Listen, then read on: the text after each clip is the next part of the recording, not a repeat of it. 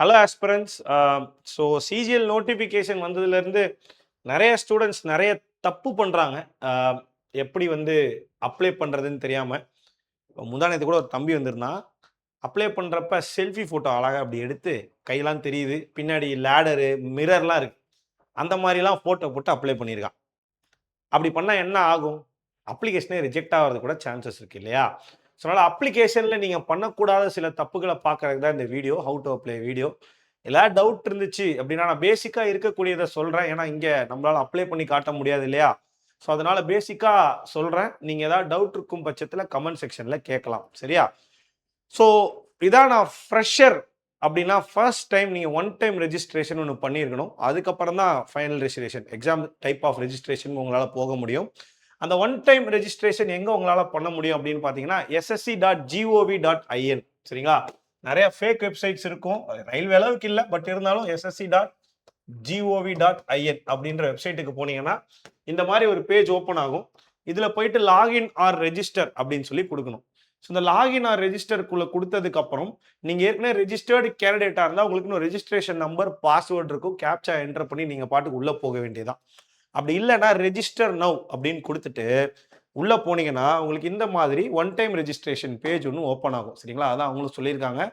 இந்த one time registration பேஜில் நீங்கள் பர்சனல் டீட்டெயில்ஸ், ஒரு பாஸ்வேர்ட் கிரியேட் பண்ணணும், அடிஷ்னல் டீட்டெயில்ஸ் கொடுத்துட்டு டெக்ளரேஷனை சைன் பண்ணணும். இது ஒரு ஒன் டைம் ரெஜிஸ்ட்ரேஷன். அதனால் தெளிவாக இதில் இருக்கக்கூடிய விஷயங்களை பார்த்து கரெக்டாக ஃபில் பண்ணுங்கள்.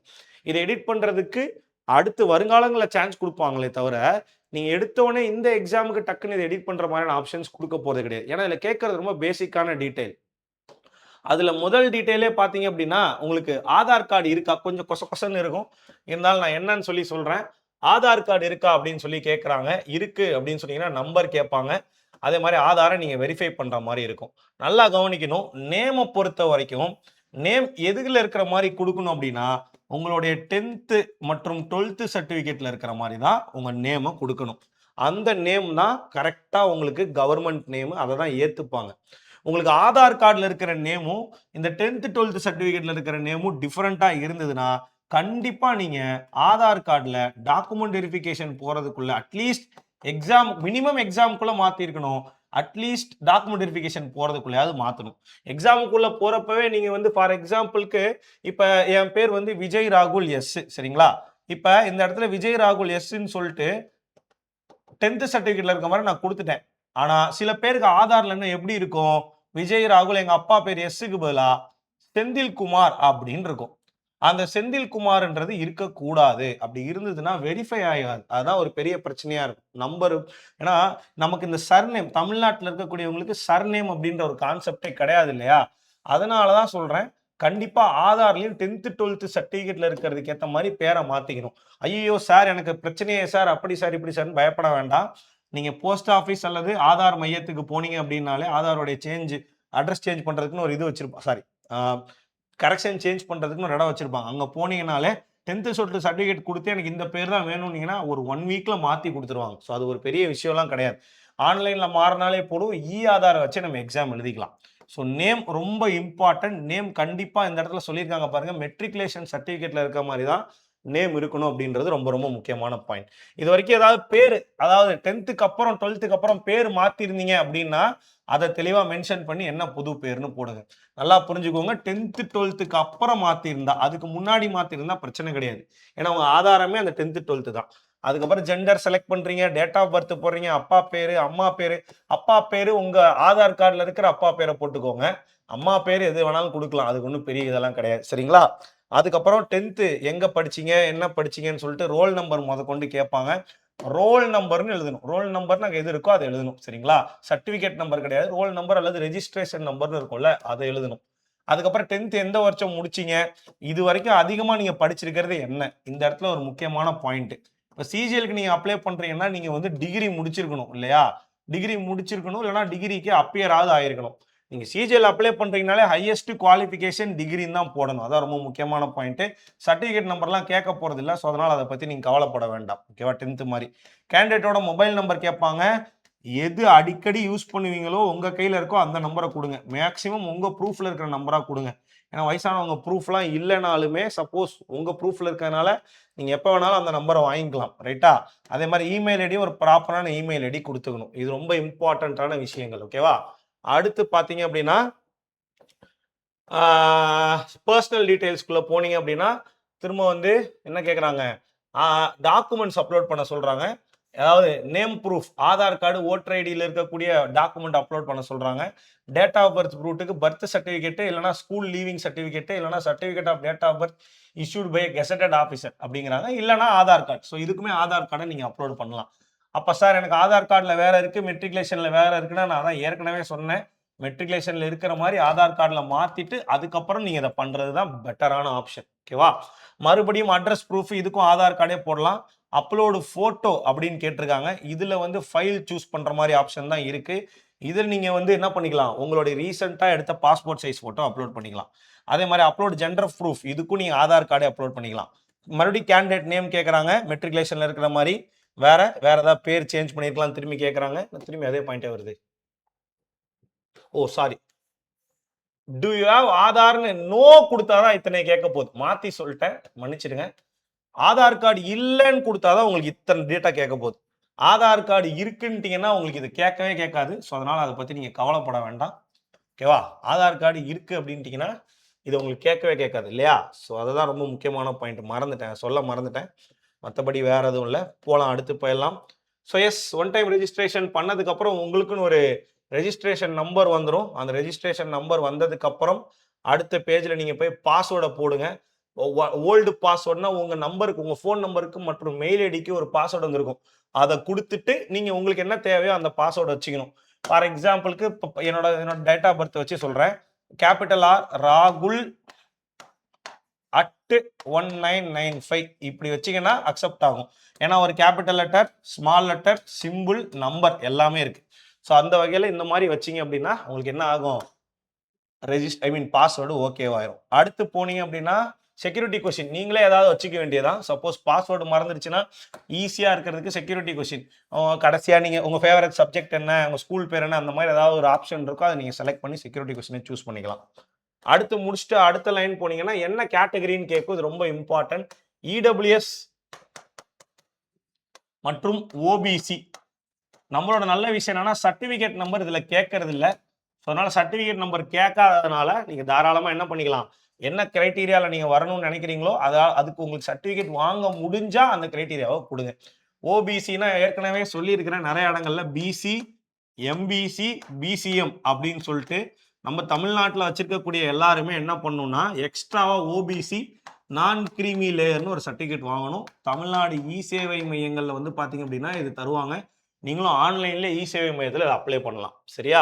இடபிள்யூஎஸ் அப்படின்றப்ப யூஆர் ஜென்ரல் கேட்டகரியில் வரக்கூடியவங்க, வறுமை கோட்டுக்கு கீழே இருக்கிறவங்க இந்த இடபிள்யூஎஸ் சர்டிஃபிகேட்டை வாங்கலாம், ஓகேவா? இதை முடிச்சதுக்கு அப்புறம் நேஷனாலிட்டி கேட்குறாங்க. நேஷனாலிட்டி முடிச்சதுக்கு அப்புறம் கான்டாக்ட் டீடைல்ஸ், விசிபிளான ஐடென்டிஃபிகேஷன் மார்க் என்ன, டிசபிலிட்டி இருக்கா இல்லையா, இந்த மாதிரியான எல்லா தகவல்களையும் கேட்டு தெரிஞ்சுப்பாங்க. Address, state, pin code, present address, permanent address வேற வேற கொடுக்கணும்னு அவசியம் கிடையாது. நீங்கள் ஆதார் கார்டில் இருக்கிற அட்ரஸே கொடுத்தா போதும், ஓகேவா? லாஸ்ட்டாக டிக்ளரேஷன் கொடுத்துடணும். ஒன் டைம் ப்ரிவியூ பண்ணிக்கோங்க. ப்ரிவியூ பண்ணி எல்லா தகவலும் கரெக்டாக இருக்கான்னு பார்த்துக்கோங்க. ஏன்னா ஒன் டைம் ரெஜிஸ்ட்ரேஷன் பண்ணிட்டோம்னா மாற்ற முடியாது, சரியா? ரொம்ப இம்பார்ட்டண்ட்டான point. Okay, one time registration முடிச்சிட்டிங்க அப்படின்னா அடுத்து நீங்கள் என்ன பண்ணலாம், எக்ஸாமுக்கு அப்ளை பண்ண ஆரம்பிக்கலாம். So once one time registration முடிச்சதுக்கு அப்புறம் நல்லா கவனிக்கணும். என்ன போட்டிருக்கான் பாருங்களேன், ஃபோட்டோ எடுக்கிறதுக்கு find a place with good light and plain background. Colour background கிடையாது. Ensure that camera is at eye level before taking photo. இங்கே இருக்கணும் கேமரா. இப்படி இப்படி இப்படி இதெல்லாம் பண்ணக்கூடாது, சரியா? ரொம்ப முக்கியமான point. Position your directly in front of the camera and look straight ahead. Side ஃபேஸில் எடுக்கக்கூடாது. அதே மாதிரி கரெக்டாக மண்டை உள்ள வர மாதிரி எடுக்கணும். இந்த மாதிரி நிறைய விஷயங்கள் சொல்லியிருக்கிறாங்க, ஓகேவா? ஸோ ரொம்ப முக்கியமான பாயிண்ட் இது, ரைட்? ஞாபகம் வச்சுக்கோங்க. வேற ஃபோட்டோவில் கண்ணாடி போட்டிருக்க கூடாது, தொப்பி போட்டிருக்க கூடாது, கரெக்டாக ப்ராப்பராக ஃபேஸ் விசிபிளாக இருக்கணும். புவர் குவாலிட்டியாக மினியேச்சர் ஃபோட்டோ, பிளர்டு ஃபோட்டோலாம் எடுக்கக்கூடாது, ரிஜெக்ட் ஆயிரும்னு சொல்லி தெளிவாக சொல்கிறாங்க, சரியா? சரி, ரைட். ஓகே, ஸோ இப்போ மறுபடியும் அந்த எஸ்எஸ்சி வெப்சைட்குள்ளே போனீங்கன்னா லாகின் பண்ண மாதிரி ஆப்ஷன் கேட்கும். லாகின் பண்ணி உள்ளே போனதுக்கப்புறம் நீங்கள் என்ன பண்ணணும், அப்ளை பண்ண ஆரம்பிக்கணும், ஓகேவா? எங்கடா அது, ஒரே நிமிஷம். எஸ். ஸோ இந்த மாதிரி லாகின் பண்ணி உள்ளே போனதுக்கப்புறம் நீங்கள் என்ன பண்ணணும், சிஜிஎல் கிராஜுவேட் எக்ஸாம் 2026 அப்படின்னு கொடுத்து உள்ளே போனீங்க, ஃபில் ஃபார்ம் அப்படின்னு சொல்லி கொடுத்து உள்ளே போனீங்கன்னா உங்களுக்கு இதெல்லாமே தானாகவே ஃபில் ஆயிரும். இந்த பர்சனல் டீடைல்ஸ் எல்லாமே தானாகவே ஃபில் ஆயிரும். ஓகேவா? நீங்கள் ஏற்கனவே ஒன் டைம் ரெஜிஸ்ட்ரேஷனில் கொடுத்ததெல்லாம் தானாகவே ஃபில் ஆயிரும். மீதி இருக்கக்கூடிய தகவல்களை நீங்கள் கொடுக்குற மாதிரி இருக்கும். நீங்கள் எப்போ வந்து டிகிரி முடிச்சிங்க, என்ன பண்ணீங்க அப்படின்ற அந்த மீதி இருக்கக்கூடிய தகவல்களை நீங்கள் தெளிவாக கொடுக்குற மாதிரி இருக்கும். இதில் பார்த்தீங்க அப்படின்னா நீங்கள் இந்த எஜுகேஷன் குவாலிஃபிகேஷன் என்ன அப்பியரிங்கா அப்பியர்டா அப்படின்னு கேட்கும். இதில் நிறைய பேருக்கு இந்த ஏற்கனவே சொல்லியிருக்கேன், இந்த நான் வந்து ஃபைனல் இயர் படிக்கிறேன் அப்படின்றவங்களுக்கு உங்களுக்கு 1/8/2026க்குள்ள ஏதாவது ஒரு சர்டிஃபிகேட், ப்ரொவிஷனல் சர்டிஃபிகேட்டோ இல்லை லாஸ்ட் செம் மார்க் ஷீட்டோ இல்லை டிகிரி சர்டிஃபிகேட்டோ வந்துடும் அப்படின்னா தாராளமாக நீங்கள் அப்ளை பண்ணலாம். அப்பியரிங்னு போட்டே எழுதலாம். ஏன்னா டாக்குமெண்ட் வெரிஃபிகேஷனில் அதுக்குள்ளே வந்து பார்த்தீங்க அப்படின்னா உங்களுக்கு ரிசல்ட் வந்திருக்கணும் அப்படின்றத சொல்லியிருக்கிறாங்க. ஓகேவா? ஸோ அந்த வகையில் இது ஒரு முக்கியமான பாயிண்ட்டு. அப்போ அந்த வகையில் அதுக்கப்புறம் அப்படியே போகும் பட்சத்தில் ரோல் நம்பரு, பர்சன்டேஜ் எல்லாம் கேட்பாங்க. பர்சன்டேஜ் கால்குலேஷன் என்னன்றதை கொஞ்சம் தெளிவாக பார்த்து அதுக்கேற்ற மாதிரி என்டர் பண்ணிக்கோங்க. ஒவ்வொரு காலேஜுக்கு ஒவ்வொன்று இருக்கும். இப்போ அண்ணா யூனிவர்சிட்டிக்கு வந்து பார்த்தீங்கன்னா சிஜிபிஏ ஒரு 7.85 அப்படின்னா பர்சன்டேஜாக இது 78.5 தான் அண்ணா யூனிவர்சிட்டியில் கீழே வரவங்களுக்கு. இப்போ நிறையா டீம்டு யூனிவர்சிட்டிஸ்லாம் இருக்கிறதுனால உங்கள் காலேஜில் என்ன கன்வர்ஷன்றதை பார்த்துக்கோங்க. பட் ரொம்பலாம் பெருசாக அதை பற்றி கன்சிடர் பண்ண மாட்டாங்க. தெளிவாக யாராக இருந்தாலுமே இன்டூ 10 போட்டு கூட போட்டுக்கலாம். ஓகேவா? அடுத்து எக்ஸர்வீஸ்மனா ஏஜ் ரிலாக்ஸேஷன் வேணுமான்னு கேட்குறாங்க. எஸ்ன்னு கொடுத்தீங்க அப்படின்னா ஏஜ் ரிலாக்ஸேஷன் கோடு என்னன்னு கேட்பாங்க. ஓபிசியோடதா, எஸ்சியோடதா, எஸ்டியோடதா, பிடபிள்யூடியோடதா அப்படிலாம் கேட்பாங்க. கொடுத்ததுக்கப்புறம் அதை பற்றின தகவல்களை நீங்கள் ஃபில் பண்ணுற மாதிரி இருக்கும். ஓகேவா? அடுத்து எக்ஸாமினேஷன் சென்டரோட ப்ரிஃபரன்ஸ் கேட்பாங்க. இது ஒன்றும் பெருசாக இல்லை, ஊர் பக்கத்தில் எது இருக்கோ அதை கொடுத்துக்கோங்க. என்ன மீடியம்னு கேட்பாங்க. இங்கிலீஷ்லேயும் ஹிந்திலையும் தான் எழுத முடியும், வேறு லாங்குவேஜ் கிடையாது, தமிழ் எழுத முடியாது. ஸோ இங்கிலீஷ்லேயே கொடுத்துட்டீங்க அப்படின்னா வேலை முடிஞ்சுது. மீதி ஏதாவது டிசபிலிட்டி இருக்கா, அது இருக்கா, இது இருக்கான்னு எல்லாம் கேட்பாங்க. இந்த போஸ்டிங் இருக்குது பார்த்தீங்களா, ஜேஎஸ்ஓக்கு நீங்கள் எலிஜிபிளாக இருந்தீங்கன்னா ஜேஎஸ்ஓக்கு எலிஜிபிள்னு போட்டுக்கோங்க. வேற எஸ்ஐக்கு எலிஜிபிளாக இருந்தீங்கன்னா எஸ்ஐக்கு எலிஜிபிள்னு போட்டுக்கோங்க. சரிங்களா? ஸோ இதுக்கு குவாலிஃபிகேஷன் வச்சுருந்தீங்கன்னா மட்டும் கொடுங்க, இல்லைனா கொடுக்க வேண்டாம், அவசியம் இல்லை. அதே மாதிரி ஏஏஓக்கு எலிஜிபிளாக இருந்தாலும் நீங்கள் ஏஏஓக்கு எலிஜிபிள்னு போட்டுக்கலாம். நான் ஏற்கனவே நோட்டிஃபிகேஷனில் தெளிவாக போட்டிருப்பேன். AAO, JSO, SI statistical investigator grade 2 இதுக்கு மட்டும் வந்து பார்த்தீங்க அப்படின்னா உங்களுக்கு சில ஸ்பெசிஃபிக்கான குவாலிஃபிகேஷன்ஸ் தேவைப்படும். அந்த குவாலிஃபிகேஷன்ஸ் என்னன்றதை நோட்டிஃபிகேஷனில் செக் பண்ணிவிட்டு ஒன்ஸ் அதுக்கேற்ற மாதிரி அப்லோட் பண்ணுங்கள். சரியா? ஓகே. அடுத்து போனீங்க அப்படின்னா எஸ், நல்லா கவனிக்கணும். இதெல்லாம் நீங்கள் லேப்டாப்பில் பண்ணாலும் நீங்கள் வந்து ஃபோட்டோ வந்து எதில் எடுக்கிற மாதிரி இருக்கும்னா ஃபோனில் தான் எடுக்கிற மாதிரி இருக்கும். ஸோ பெட்டர் ஃபோனில் அப்ளை பண்ணுறது நல்ல ஆப்ஷன் தான்.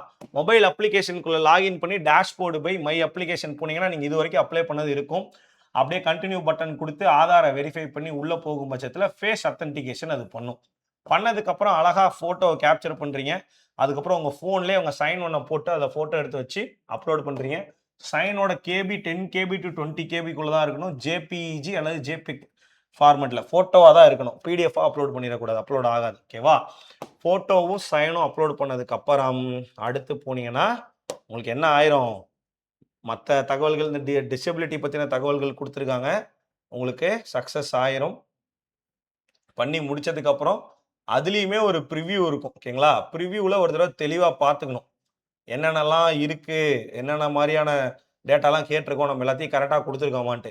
நீங்கள் யாராக இருந்தாலும் பரவாயில்ல, ரே ஸ்டூடெண்ட்டாக இருந்தாலும் பரவாயில்ல, இல்லைனாலும் பரவாயில்ல, அப்ளிகேஷனில் தப்பு பண்ணாதீங்க. எந்த டவுட்னாலும் நம்ம டெலகிராம் குரூப் இருக்கு இல்லையா, அதில் கேளுங்க, ஸ்டூடெண்ட் சொல்லி தருவாங்க.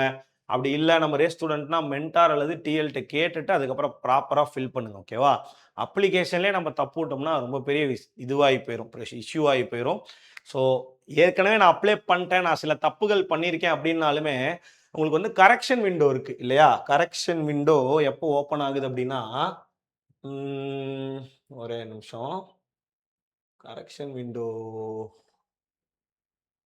எப்போ ஓப்பன் ஆகுது, ஜூன் 29 to ஜூலை 1, ஜூன் 29லேருந்து ஜூலை 1 வரைக்கும் கரெக்ஷன் விண்டோ ஓப்பன் ஆகுது. ஸோ தட் ஏதாவது கரெக்ஷன் இருந்துச்சுன்னா நீங்க பண்ணிக்கலாம். இதுல என்னன்னா, ஒன் டைம் ரெஜிஸ்ட்ரேஷன்ல இருக்கக்கூடிய விஷயங்கள கரெக்ஷன் பண்ண முடியாது. அதனால பொறுமையாவே ஒன் டைம் ரெஜிஸ்ட்ரேஷன். பேரு ரொம்ப முக்கியம். மறுபடியும் சொல்றேன். 10த், 12த்ல இருக்கிற பேர் தான் இருக்கணும். சரிங்களா? 10த் அண்ட் 12த்லயுமே வேற வேற பேர் இருக்கு அப்டின்னா, 10த்ல என்ன பேரோ அதையே ஃபாலோ பண்ணுங்க. இல்ல எனக்கு 10த்ல வந்து அ 10த் சர்டிஃபிகேட்ல வேற, 12த் சர்டிஃபிகேட்ல வேற மேக்ஸிமம் அப்படி இருக்காது. பாசிபிலிட்டி இல்ல. அப்படி இருக்கு அப்படின்னாலுமே, ஆதார் கார்டுல ஃபோட்டோ இருக்கக்கூடிய அந்த பேர தான் மாத்துவேன்னு சொல்லுவான். அப்ப மேக்ஸிமம் எல்லாருக்குமே 12த் சர்டிஃபிகேட்ல ஃபோட்டோ இருக்கும். அப்ப 12த் சர்டிஃபிகேட்ல இருக்கிற ஃபோட்டோவையாவது நீங்க வந்து ஆதார் கார்டுல மாத்தி வச்சுக்கோங்க. சரியா? ஏன்னா எல்லா இடத்துலயுமே மெட்ரிகுலேஷன் சர்டிஃபிகேட்ல இருக்கக்கூடிய அந்த பேர தான் ஏத்துப்பாங்க. இதுக்காக தான் நான் திரும்ப திரும்ப சொல்றேன். இது இல்லாம OBC certificate, EWS certificate apply பண்ணலன்னா அப்ளை பண்ணிருங்க. நல்ல வேளைக்கு நமக்கு வந்து சர்டிஃபிகேட் நம்பர் கேட்காத பட்சத்தில சந்தோஷம். பட் எக்ஸாமுக்கு போறதுக்கு முன்னாடி அப்ளிகேஷன் டேட் இருக்கு பார்த்தீங்களா? அதுக்கு முன்னாடி நீங்க அந்த சர்டிஃபிகேட்ட வாங்குன ஆதாரம் இருக்கணும். அது ரொம்ப முக்கியமான பாயிண்ட்டு. அது இல்லன்னா கொஞ்சம் நோண்டி கேட்பாங்க. சரியா? அதனால இத தெளிவா ஞாபகம் வச்சுட்டு அப்ளை பண்ணுங்க. இத தாண்டி வேற ஏதாவது அப்ளிகேஷன்ல சந்தேகம் இருந்ததுன்னா, கமெண்ட் செக்ஷன்ல கேளுங்க. நம்ம டீம் உங்களுக்கு ஹெல்ப் பண்றோம். ஓகேவா? ஸோ நல்லா படிச்சிட்டு இருப்பீங்க. ஸோ ப்ராப்பரா அப்ளை பண்ணி எக்ஸாம நல்லா எழுதுங்க. All the best for cracking this exam. Thank you.